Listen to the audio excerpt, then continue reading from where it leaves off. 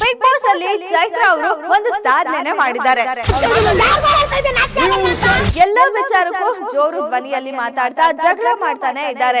ಏನ್ ಮೋಸ ಗುರು ಇವ್ರದು. ಹ್ಯಾಟ್ರಿಕ್ ಅನ್ನೇ ಬಾರಿಸಿದ್ದಾರೆ ಕಳಪೆ ಪಡ್ಕೊಳ್ಳೋದ್ರಲ್ಲಿ.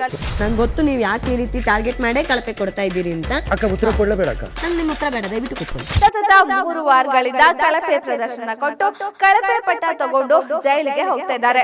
ಕರೆಕ್ಟ್ ಆಗಿ ನಿಯತ್ತಾಗಿ ಮಾಡ್ಬೇಕಾಕೈತ್ರಿ ಉಸ್ತುವಾರಿ. 3 ಬಾರಿ ಕಳಪೆ ಕೊಡ್ತಾರೆ ಸರ್. 3 ಬಾರಿ ಉಸ್ತುವಾರಿದೇ ಕಾರಣ ಕೊಡ್ತಾರೆ. ಒಳಗಡೆ ಎಷ್ಟು ಕುಗ್ಸುತ್ತೆ ಅಂತ ನಮಗ್ ಮಾತ್ರ ಗೊತ್ತಿರುತ್ತೆ. ಇವರು ಉಸ್ತುವಾರಿ ಮಾಡಿರೋ ಎಲ್ಲಾ ಆಟಗಳಲ್ಲೂ ಕೂಡ ಜಗಳಗಳೇ ಹೆಚ್ಚಾಗ್ತಾ ಇದೆ.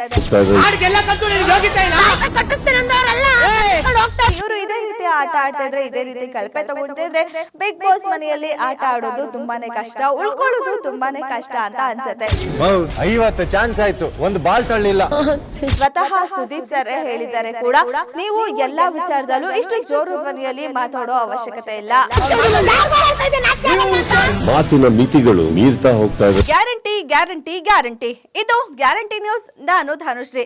ಬಿಗ್ ಬಾಸ್ ಅಲ್ಲಿ ಚೈತ್ರ ಅವರು ಒಂದು ಸಾಧನೆ ಮಾಡಿದ್ದಾರೆ. ಏನು ಅಂತ ಅನ್ಕೋತಾ ಇದ್ದೀರಾ? ಹ್ಯಾಟ್ರಿಕ್ ಅನ್ನೇ ಬಾರಿಸಿದ್ದಾರೆ. ಯಾವ್ದ್ರಲ್ಲಿ ಅನ್ಕೋತಾ ಇದ್ದೀರಾ? ಬೇರೆ ಯಾವ್ದ್ರಲ್ಲೂ ಅಲ್ಲ, ಕಳಪೆ ಪಡ್ಕೊಳ್ಳೋದ್ರಲ್ಲಿ. ಹೌದು, ಚೈತ್ರ ಕುಂದಾಪುರ ಅವರು ಬಿಗ್ ಬಾಸ್ ಮನೆಯಲ್ಲಿ ಸತತ 3 ವಾರಗಳಿಂದ ಕಳಪೆ ಪ್ರದರ್ಶನ ಕೊಟ್ಟು ಕಳಪೆ ಪಟ್ಟ ತಗೊಂಡು ಜೈಲಿಗೆ ಹೋಗ್ತಾ ಇದ್ದಾರೆ. ಇನ್ನು ಇದನ್ನ ನೋಡಿದ ಪ್ರೇಕ್ಷಕರು ಕೂಡ ಇವರು ಆಚೆ ಇದ್ರೇನು ಜೈಲೇ ಗತಿ, ಬಿಗ್ ಬಾಸ್ ಮನೆ ಒಳಗೂ ಇದ್ರು ಜೈಲೇ ಗತಿ ಅಂತ ಹೇಳ್ತಾ ಇದ್ದಾರೆ. ಇನ್ನು ಚೈತ್ರ ಅವರು ಯಾರು ಅಂತ ಎಲ್ರಿಗೂ ಗೊತ್ತಾ ಇದೆ. ಅವರು ಹಿಂದೂ ಪರ ಭಾಷಣಕಾರರಾಗಿದ್ದು ಒಂದು ಪ್ರಕರಣದಲ್ಲಿ ಜೈಲಿಗೆ ಕೂಡ ಹೋಗಿ ಬಂದಿದ್ರು. ಇದಾದ್ಮೇಲೆ ಇವರು ಬಿಗ್ ಬಾಸ್ ಮನೆಗೆ ಬಂದಿದ್ದಾರೆ. ಬಿಗ್ ಬಾಸ್ ಮನೆಯಲ್ಲಿ ತಮ್ಮ ವ್ಯಕ್ತಿತ್ವ ಏನು, ತಾವು ಏನು, ಹೇಗೆ ಅನ್ನೋದನ್ನ ಕರ್ನಾಟಕದವರಿಗೆ, ಕರ್ನಾಟಕದ ಜನತೆಗೆ ತಿಳಿಸ್ಬೇಕು ಅನ್ನೋ ನಿಟ್ಟಿನಲ್ಲಿ ಬಿಗ್ ಬಾಸ್ ಮನೆಗೆ ಬಂದಿದ್ದಾರೆ.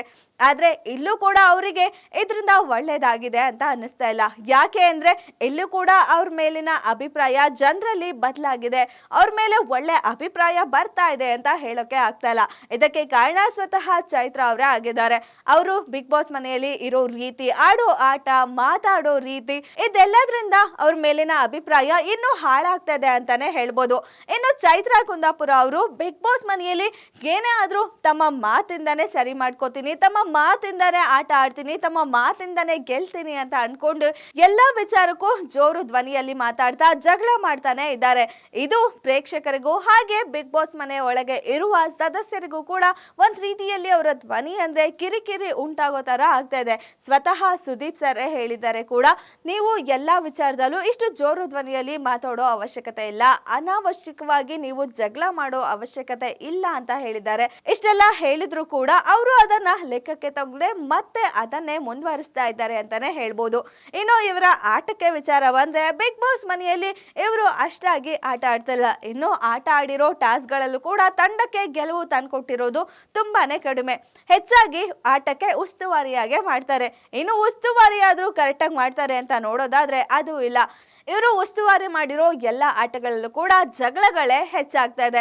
ಇನ್ನು ಕಳೆದ ವಾರ ಇವರ ಆಟಕ್ಕೆ, ಇವರ ವ್ಯಕ್ತಿತ್ವಕ್ಕೆ ಕಳಪೆ ಅಂತ ಕೊಟ್ರೆ, ಇನ್ನು ಈ ವಾರದ ಟಾಸ್ಕ್ ಗಳಲ್ಲಿ ಅವರು 2 ಟಾಸ್ಕ್ಗೆ ಉಸ್ತುವಾರಿಯನ್ನ ಮಾಡಿದ್ರು.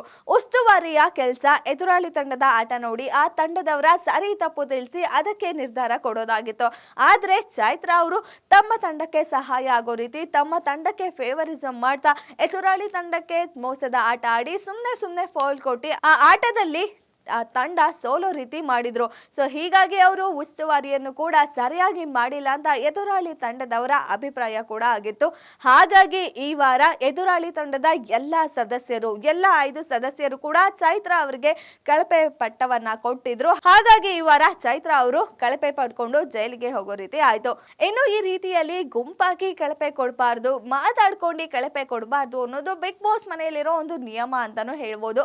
ಆದ್ರೆ ಸ್ಪರ್ಧಿಗಳೆಲ್ಲರೂ ಚೈತ್ರ ಅವರಿಂದ ಆಗಿರೋ ಬೇಜಾರಿಂದ, ಚೈತ್ರ ಅವರಿಂದ ಅವರು ಆಟ ಸೋತಿ ಬಿಗ್ ಬಾಸ್ ಮನೆಯಿಂದ ಆಚೆ ಹೋಗಲು ನಾಮಿನೇಟ್ ಆಗಿರುವ ಕಾರಣದಿಂದ ಅವರು ಬೇಜಾರಾಗಿ ಚೈತ್ರ ಅವರಿಗೆ ತಂಡದ ಎಲ್ಲ ಸದಸ್ಯರು ಕಳಪೆ ಕೊಟ್ಟಿದ್ದಾರೆ. ಇನ್ನು ಇದನ್ನ ಸುದೀಪ್ ಅವರು ಇದ್ರ ಬಗ್ಗೆ ಕ್ಲಾಸ್ ತಗೋತಾರೆ ಅಂತ ಕೂಡ ಜನರ ಅಭಿಪ್ರಾಯ ಆಗಿತ್ತು. ಆದ್ರೆ ಈಗ ಬಂದಿರೋ ಪ್ರೋಮೋ ಪ್ರಕಾರ ಸುದೀಪ್ ಅವರು ಇವರಿಗೆಲ್ಲ ಚೈತ್ರ ಅವರಿಗೆ ಕ್ಲಾಸ್ ಅನ್ನ ತಗೋತಾ ಇದ್ದಾರೆ. ಸ್ವತಃ ಸುದೀಪ್ ಸರೇ ಹೇಳೋ ರೀತಿ ಉಸ್ತುವಾರಿಯನ್ನ ಚೈತ್ರ ಸರಿಯಾಗಿ ಮಾಡಿಲ್ಲ, ಪಕ್ಷಪಾತ ಮಾಡಿದ್ದಾರೆ. ಅನ್ನೋ ರೀತಿಯಲ್ಲಿ ಇದೆ. ಈ ಎಲ್ಲ ಕಾರಣದಿಂದ ಚೈತ್ರ ಅವರು ಕಳೆದ 3 ವಾರಗಳಿಂದಲೂ ಕಳಪೆ ಪ್ರದರ್ಶನ ತಗೊಂಡು ಜೈಲಿಗೆ ಹೋಗಿದ್ರು. ಇದಕ್ಕೂ ಮೊದಲು ಕೂಡ ಒಂದ್ ಬಾರಿ ಬಿಗ್ ಬಾಸ್ ಮನೆಯಲ್ಲಿ ಜೈಲಿಗೆ ಹೋಗಿದ್ರು. ಟೋಟಲ್ ಆಗಿ ಈ ಬಾರಿ ಬಿಗ್ ಬಾಸ್ ಮನೆಯಲ್ಲಿ 4 ಬಾರಿ ಜೈಲಿಗೆ ಹೋಗಿದ್ದಾರೆ. ಬಿಗ್ ಬಾಸ್ ಶುರುವಾಗಿ 12 ವಾರಗಳಲ್ಲಿ ಚೈತ್ರ ಅವರೇ 4 ಬಾರಿ ಬಿಗ್ ಬಾಸ್ ಮನೆಯಲ್ಲಿ ಕಳಪೆ ತಗೊಂಡು ಜೈಲಿಗೆ ಹೋಗಿದ್ದಾರೆ. ಇದು ಒಂದ್ ರೀತಿಯಲ್ಲಿ ಇಷ್ಟು ಬಿಗ್ ಬಾಸ್ ಗಳಲ್ಲಿ ಯಾರು ಒಂದು ಸೀಸನ್ ಅಲ್ಲೇ ಇಷ್ಟು ಬಾರಿ ಕಳಪೆ ಹೋಗಿಲ್ಲ ಅಂತಾನೆ ಹೇಳ್ಬೋದು. ಈ ವಿಚಾರದಲ್ಲಿ ಅವರು ಒಂದು ಸಾಧನೆ ಮಾಡಿದ್ದಾರೆ ಅಂತ ಹೇಳ್ಬೋದು. ಇನ್ನು ಈ ವಾರ ಚೈತ್ರ ಅವರು ನಾಮಿನೇಟ್ ಆಗಿಲ್ಲ, ಹಾಗಾಗಿ ಈ ವಾರ ಕೂಡ ಉಳ್ಕೊಳ್ಳೋ ಸಾಧ್ಯತೆ ಇದೆ. ಆದ್ರೆ ಮುಂದಿನ ವಾರಗಳಲ್ಲಿ ಇವರು ಇದೇ ರೀತಿ ಆಟ ಆಡ್ತಾ ಇದ್ರೆ, ಇದೇ ರೀತಿ ಕಳಪೆ ತಗೊಂತಾ ಇದ್ರೆ ಬಿಗ್ ಬಾಸ್ ಮನೆಯಲ್ಲಿ ಆಟ ಆಡೋದು ತುಂಬಾನೇ ಕಷ್ಟ, ಉಳ್ಕೊಳ್ಳೋದು ತುಂಬಾನೇ ಕಷ್ಟ ಅಂತ ಅನ್ಸುತ್ತೆ. ಸೊ ಹಾಗಾಗಿ ಅವರು ಇದನ್ನೆಲ್ಲ ಗಮನದಲ್ಲಿಟ್ಕೊಂಡು ಮುಂದಿನ ದಿನಗಳಲ್ಲಾದ್ರೂ ಉತ್ತಮ ಪ್ರದರ್ಶನ ಕೊಟ್ಟು ಒಂದ್ ಬಾರಿ ಆದ್ರೂ ಉತ್ತಮ ತಗೊಳ್ಬೇಕು. ಇನ್ಮುಂದೆ ಕಳಪೆ ಹೋಗದೆ ಇರೋ ರೀತಿ ಆಟ ಆಡಬೇಕಾಗಿದೆ. ಇದಾಗಿತ್ತು ಈ ಹೊತ್ತಿನ ಸ್ಪೆಷಲ್ ಸ್ಟೋರಿ. ಇನ್ನಷ್ಟು ಸುದ್ದಿಗಾಗಿ ನೋಡ್ತಾ ಇರಿ ಗ್ಯಾರಂಟಿ ನ್ಯೂಸ್. ಸುದ್ದಿ ಖಚಿತ, ನ್ಯಾಯ ನಿಶ್ಚಿತ.